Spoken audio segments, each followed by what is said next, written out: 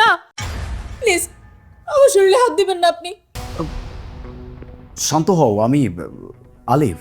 Please আপনি আমার কাছে আসবেন না, আপনারা সবাই একরকম। কি আজব কথা বলতো তুমি, কালকে রাত থেকে একই কথা বলছো।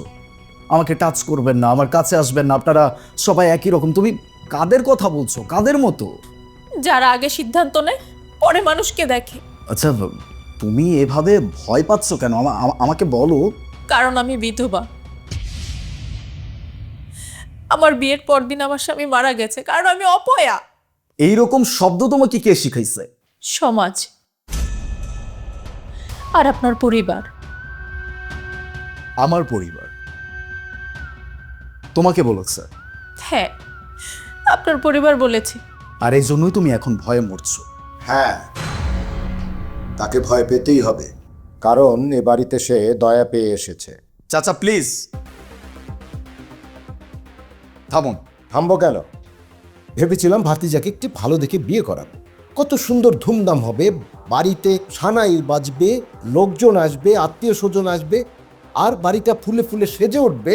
তা না একটা অপয় মেয়েকে বিয়ে করে নিয়ে আসি। বাস, ইনাফ। এই বাড়িতে এই শব্দটা দ্বিতীয়বার আর কেউ উচ্চারণও করবে না, কেউ না। আমি আপনাদের কারো দয়া চাইনি, আমি তো কখনো দ্বিতীয় বিয়ে করতে চাইনি। আমি চেয়েছি কোনোদিন যেন কেউ আমাকে দোষ না দেয়। তোমার ভাগ্যটাই খারাপ।